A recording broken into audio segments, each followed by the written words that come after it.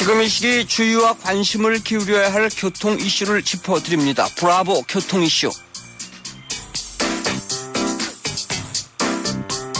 환경부는 해마다 연료 품질을 점검하고 있는데요. 2015년 하반기 국내 정유사 제품을 상대로 평가한 연료 환경 품질 최고 등급이 발표됐습니다. 보다 자세한 사항 김경배 교통전문위원에게 알아보도록 하겠습니다. 김 위원님 안녕하세요. 네, 안녕하십니까. 환경부가 2015년 하반기에 실시한 자동차 연료 환경 품질 평가 결과를 발표했는데 네. 국내 4개 정유사 휘발유와 경유 품질과 환경 위해성 결과는 어떤지요? 네, 휘발유와 경유분 평가에서 SK와 GS 칼텍스, S-오일, 현대정유 모두 해마다 세계 최고 품질 수준과 같은 별 5개라는 최고 등급을 획득해 왔습니다. 네. 물론 농협과 한국석유공사, 하나토탈 경유 제품도 별 5개를 받았는데요. 그런데 그 휘발유 부분에서는 아쉽게도 농협과 한국석유공사 제품이 별 4개를 받고 말았습니다.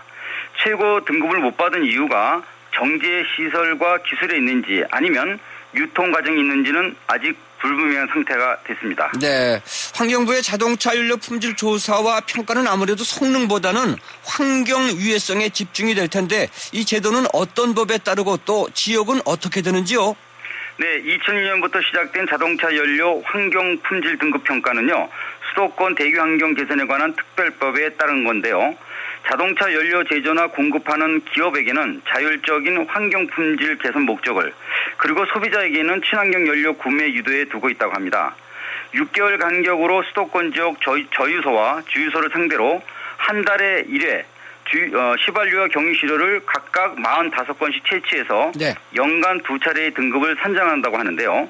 하지만 범위가 수도권에 국한되어 있는 만큼 이런 대상 지역 한계는 전국 품질과는 좀 다를 수 있다는 게 흠일 수 있겠습니다. 네, 수도권 지역 환경을 보호하기 위해서 배기가스에 섞이는 유해 물질을 미리 측정하는 것 같은데 주로 어떤 물질에 대한 검사가 이루어지고 있는지요? 네, 방향족 화합물 평가는 휘발유와 경유 대상이고요. 1단계에서 5단계로 세분화되고 있는데요. 네. 휘발유는 방향족 화합물을 비롯 황과 벤젠, 올레핀 함량에 더해서 증기압과 90% 유출 온도를 측정하고 있습니다. 경유는 방향족과 황은 물론 영상 15도씨 상태의 밀도와 다고리 방향족, 윤활성, 세탄지수에 초점을 맞추고 있는데요.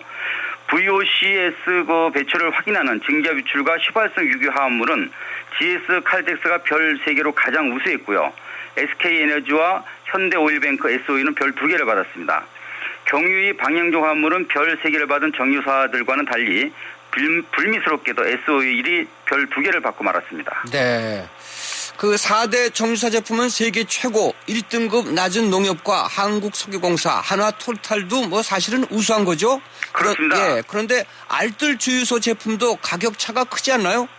맞습니다. 토탈이라는 제품이 석유화학으로 인정되면서 가격 경쟁률이 생겨났고요. 이로 인해서 알뜰 주유소가 태동이 됐지만 사실 전국 가격을 통일시킬 수는 없었는데요. 네.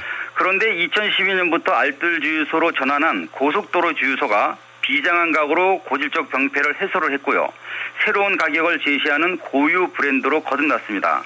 처음 알뜰 주유소로 전환했을 때 받았던 여전히 비싸다는 지적을 2014년 8월에 해결할 수 있는 문제를 찾았기 때문입니다. 네, 사실 장거리 이용해서 주유가 필요한 상황이다 보니 어쩔 수 없이 이용한 것이지만 비싼 가격대에 불만이 많았는데 이 알뜰 주유 이후 많이 달라진 건가요, 그럼? 그렇습니다. 알뜰은 체제 개편의 동기가 되겠고요. 네. 한국도로공사 공로에 의해서 국내 최저 공동 판매가를 최초로 고수하게 된 셈이라고 볼 수 있겠습니다. 아무래도 가장 큰 효시는 유류를 공동 구매해서 전국 고속도로 160개소에 공급되는 물량이 있고요. 여기에 셀프 주유소가 늘고 저장 능력을 키운 유료 탱크 증설도 큰 역할을 한 셈이 됩니다. 이젠 전국 주유소 평균가보다 60원 이상 저렴한 가격들을 형성하고 있는데요. 따라서 그간의 비싸다는 오명과 부정적 이미지, 관념까지로 스스로 말끔하게 해소했다는 평을 받고 있습니다. 더욱이 온라인 등의 주유소별 유료 가격 안내와 한국석유관련과 함께하는 유료 품질과 정량 정책은요. 고속도 품질 위반까지 근절한 대책이라고 말하고 있습니다. 네.